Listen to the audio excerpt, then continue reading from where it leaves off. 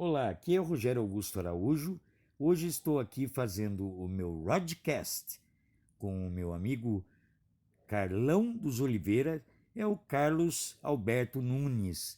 Ele é meu amigo, ele trabalha na agricultura, é um produtor rural e também agora eu vou passar a palavra para ele, que eu chamo de palavrador. Tudo bom, Carlão? Conta pra gente então um resumo do histórico do Lula e o PT. Muito obrigado desde já. Vamos lá? Ô Rogério, tudo bom?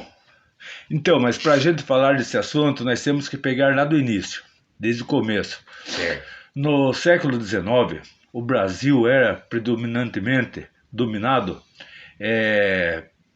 somente pela direita, onde, onde os grandes empresários dominavam tudo e o trabalhador não tinha direito a nada.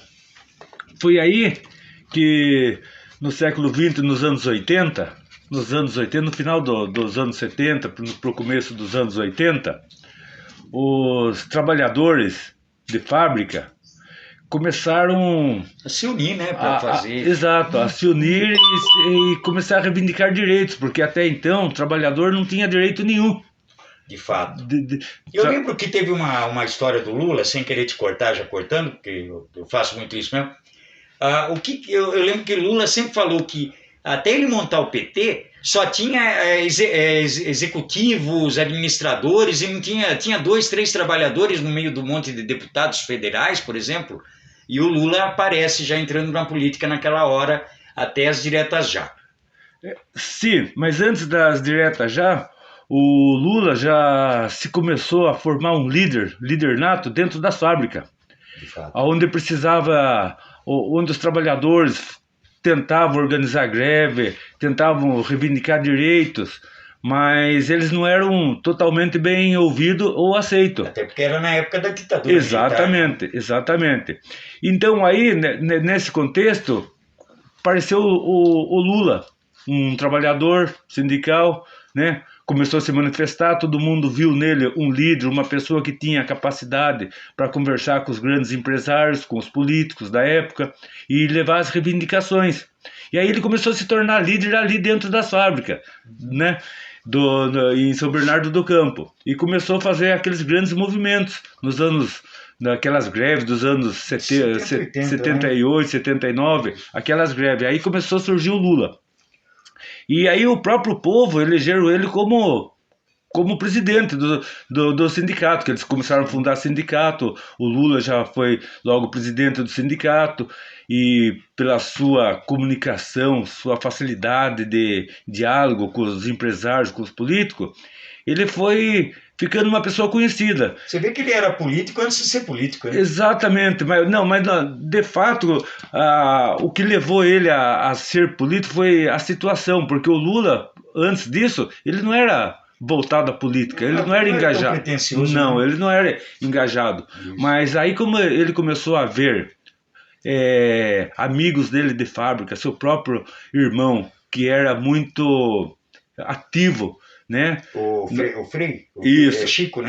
Frei Chico, era, né?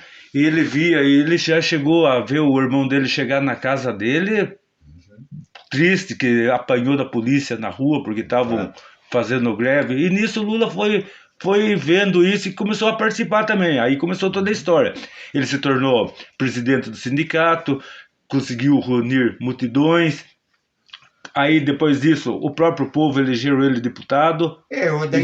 Mas ele era do PT já, quando ele foi eleito deputado? Já era do PT. Então já foi fundado o PT junto com... Teve os intelectuais do PT também, naquela ocasião, né? Pessoas intelectuais, artistas, pessoas que queriam ter direitos reconhecidos, que até então não tinham reconhecimento de nada, principalmente a classe trabalhadora, né?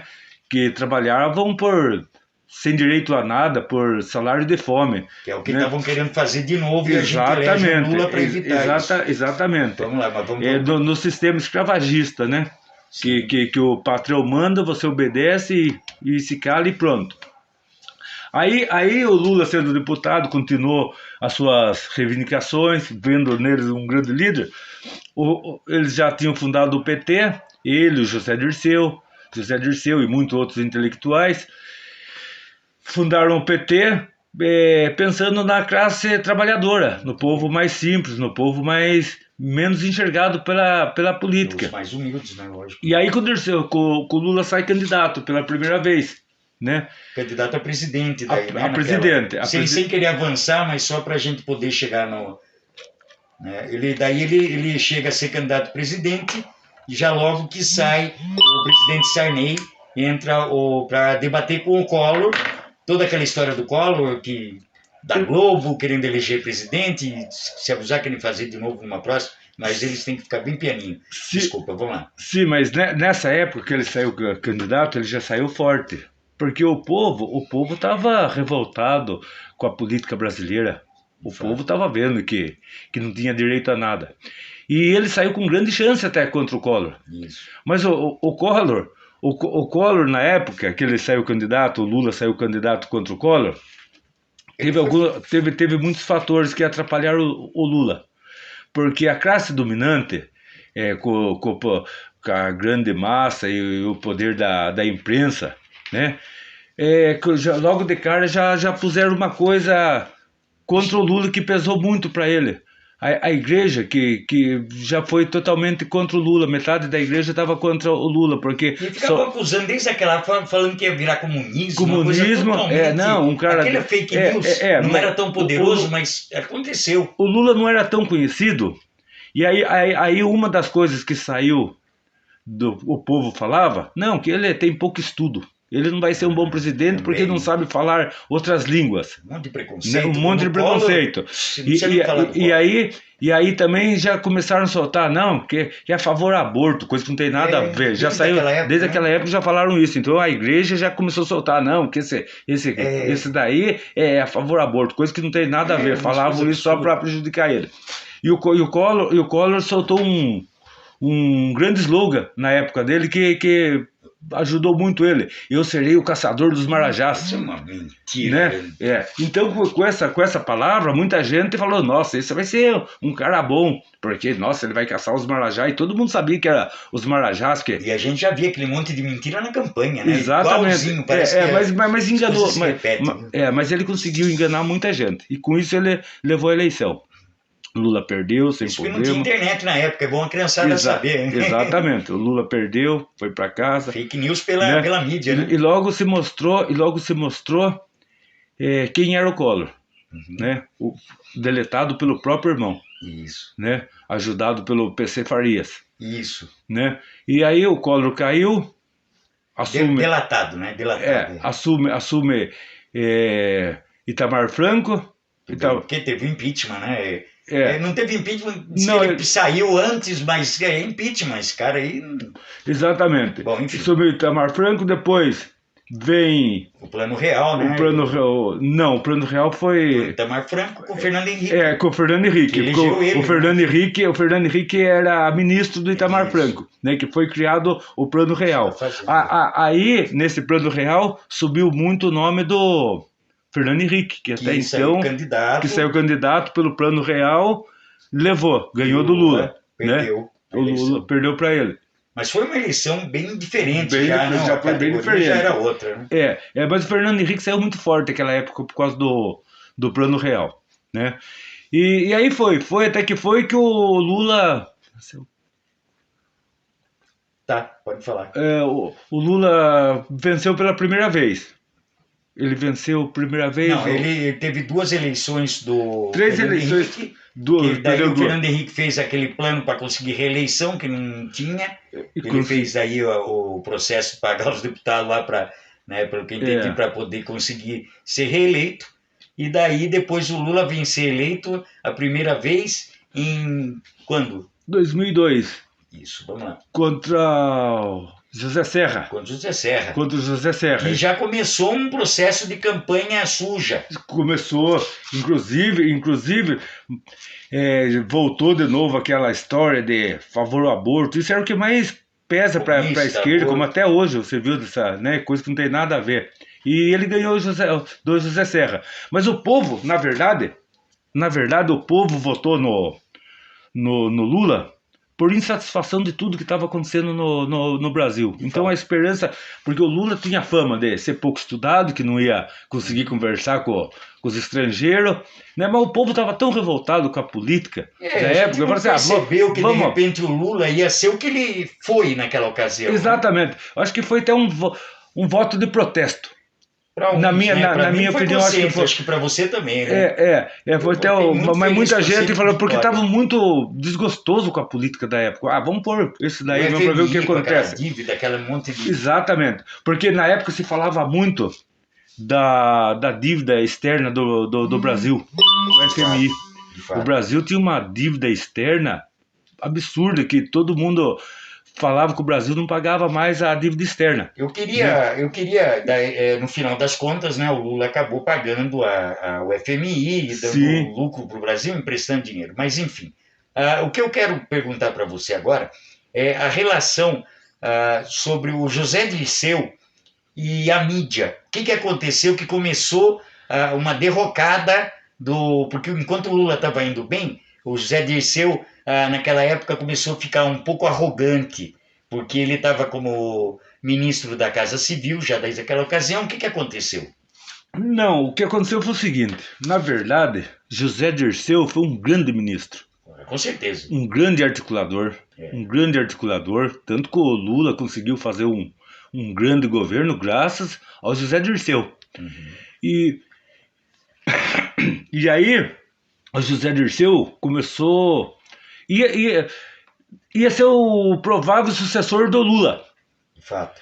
E a direita, como viram que a esquerda estava conseguindo fazer um grande governo, porque no primeiro mandato do Lula, o Lula melhorou muito o Brasil, inclusive foi elogiado por todos, inclusive a direita elogiava o Lula. Nossa, ele... O mundo inteiro, né? O mundo foi conhecido no mundo inteiro. Eu estava no exterior e estava vendo notícias do Brasil, coisas maravilhosas que eu nunca vi na minha vida enquanto eu morei no exterior no passado.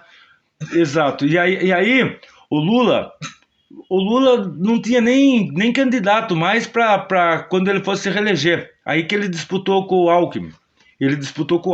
Ganhou fácil até do Alckmin, mas não foi tão fácil porque foi para o segundo turno. Mas o Brasil tinha mudado muito. E também já foi uma campanha não foi tão suja também, né? A campanha aí, quando ele só teve algumas argumentações, mas... Aí quando ele foi presidente pela segunda vez, o provável sucessor dele seria José Dirceu. Aí a direita, vendo que ele vai fazer o sucessor, que era o José Dirceu, porque o José Dirceu, embora ele não fosse um homem simpático, ele não tivesse uma simpatia, mas era um homem muito estrategista e inteligente. Eu acho que para a política o que importava era isso.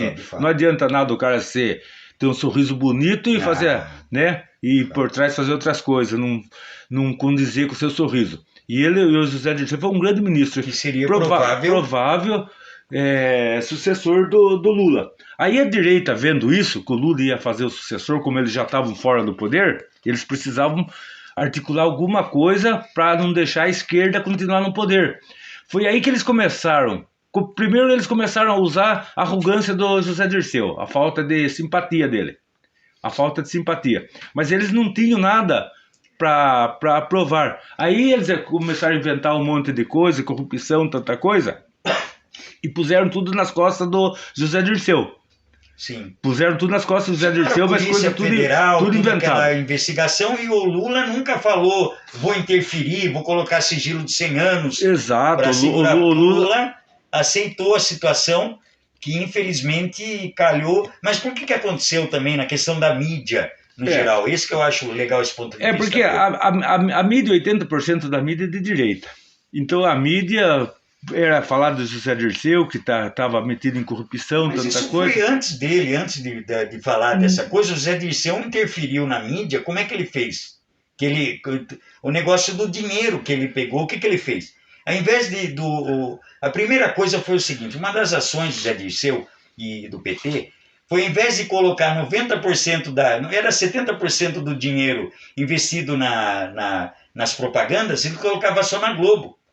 Quando parou de mandar dinheiro só para a Globo começou aquele processo de falar que existia o mensalão, começou atrás, e daí? Porque o Zé Dirceu, ele dividiu o dinheiro que era só para a Globo, na maioria, e fez uma distribuição muito melhor. Isso daí derrotou a Globo, a Veja, que era uma das beneficiadas enquanto revista, o Estadão e a Folha, o Globo, o jornal O Globo, e fez uma distribuição que estava atingindo alguns jornais menores, mas estava conseguindo distribuir melhor a renda da propaganda. Então a mídia começou a correr atrás do Zé Dirceu, porque ele fez isso. Sim, mas o fato, na verdade, não foi tanto isso. O fato, na verdade, é que a direita não queria que o PT fizesse o sucessor. Né? Isso é a grande verdade. Então puseram toda a culpa no José Dirceu, inventaram um monte de coisa, que o José Dirceu teve que ser exonerado. Sim. Teve que ser exonerado. Foi preso, né? Foi preso e foi julgado. Mas quando ele foi julgado, no julgamento do José Dirceu, eu vi toda a farsa. Para bom entendedor, deu para ver toda a farsa do que estavam fazendo contra o José Dirceu no julgamento dele. Quem Começou julgou por aí, né? As farsas para prender. Foi a ministra Rosa Weber que julgou.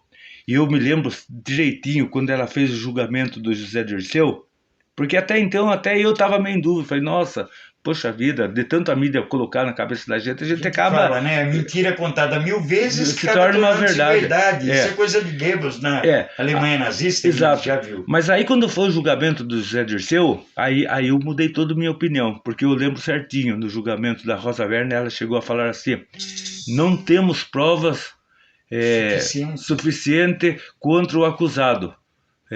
Não temos provas, mas a minha condição de juíza permite que eu o condene. Porque tinha convicção, não? Convicção, Então, quer dizer, não tinha prova, mas o poder que ela tinha de juíza poderia condená-lo. Então, quer dizer, condenou... A mesma senha daquele retardado Moro fez esse tipo de golpe também com o Lula. Fez com o Lula. Mas eu não quero te cortar, continua, por favor. Então, aí isso foi o que aconteceu com o José Dirceu, porque condenaram ele e humilharam ele. Pegaram caçaram os direitos dele de políticos e caçaram o registro de advogado dele. Também. Né? E então foi isso. Para eles acabarem com o PT, eles fizeram isso. Isso foi a primeira estratégia para acabar com o PT, para não fazer sucessor. Só que o Lula, muito estrategista, tinha uma carta na manga.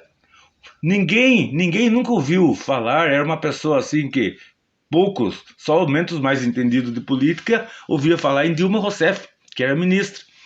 E aí o Lula pega... Ela era presidente da Petrobras, na ocasião? Era. E o Lula pega, assim, para surpresa de todo mundo, depois que o José Dirceu foi cassado os direitos políticos dele, ele, sem que ninguém esperasse, o Lula lança Dilma Rousseff, uma mulher da presidência. Uma mulher, fazer uma revolução no Brasil. Exatamente, foi uma coisa maravilhosa. Né? E aí ele desbanca toda a direita, fazendo a sucessora dele, que era a Dilma, né? E aí caiu a cara da direita, porque eles acharam que somente o José Dirceu podia ser eleito, mas o Lula, com a força dele, quem ele apontasse ganhava a eleição. Apontou a Dilma, ganhou a eleição. Aí o que foi? A Dilma saiu para a reeleição porque foi uma boa presidenta, tanto que ela conseguiu ganhar do Aécio Neves. Sim. Né? Ela ganhou do Aécio Neves. E também começou uma campanha imunda. Que já começou, já por isso que ele está... Mas ele contava tanto com a vitória, que quando ele perdeu para Dilma Rousseff, o Aécio Neves, primeira coisa que ele fez depois da derrota, ele subiu à tribuna do Senado e falou, tudo que essa mulher mandar para cá será rejeitado, nós não aprovaremos nada que essa... Então, quer dizer, aí fizeram tudo para prejudicar a Dilma. Já logo no primeiro mandato já começou a ser muito difícil. Mas no segundo... a Dilma, do meu ponto de vista, pelo sistema dela de ser muito correta, mas ela não era tão política quanto ela era correta, quer dizer, ela não aceitava qualquer desmando do... Tanto que... Sim, tanto que quando foi pro julgamento do impeachment dela, o presidente da Câmara, que estava preso agora esse dia, o presidente da Câmara, Eduardo Cunha. Isso. O Eduardo Cunha, presidente, fez uma proposta para Dilma. Ele é presidente, é do PMDB, o maior partido da Câmara. Uma chantagem, né? Isso, ele fez uma chantagem. Ele falou para Dilma assim, Dilma, porque ele também ia ser julgado. Claro. Umas coisas dele. Faz com que Ou seja, os candidatos, os deputados do PT, da esquerda, votem a favor de mim, que eu não aceito a sua... pedido de impeachment que Seu fizeram contra você. pedido de impeachment contra você. A Dilma não aceitou. Não aceitou, porque ela... A Dilma não aceitou. A Dilma não aceitou. Tanto que agora mesmo aceitaram as contas dela, aceitaram esses dias, cara. Que absurdo, cara, dizer que ela não foi culpada agora, quer dizer... Exato. Foi aí que causou tudo isso, porque como a direita queria o impeachment dela, daí o Eduardo Cunha aceitou, aí foi toda essa coisa que aconteceu, né? Sujaram com ela. Aí o que aconteceu? Até então, aí fizeram o impeachment da Dilma, mas até então, o Lula era um nome imaculável. Claro. Ele já tinha feito os 2 mandatos, ele não tinha mais intenção de voltar, de se candidatar. Duas vezes, né? Ele Claro. tinha um nome imaculado, respeitado, e principalmente pela direita. Mas depois que aconteceu tudo isso com a Dilma, e justamente eles queriam acabar com o PT, o Lula achou que ele deveria voltar, né? E foi aí que começaram um monte de mentira contra o Lula. Quando viram que se o Lula voltar, ele vai ganhar. A gente não pode deixar. Foi aí que armaram toda uma articulação para sujar o nome do Lula. Tanto é que acusaram ele por um triplex, que nem era dele, por um sítio em Atibaia que ele ia passar férias de um amigo dele. Um mensalão que não existiu. Um mensalão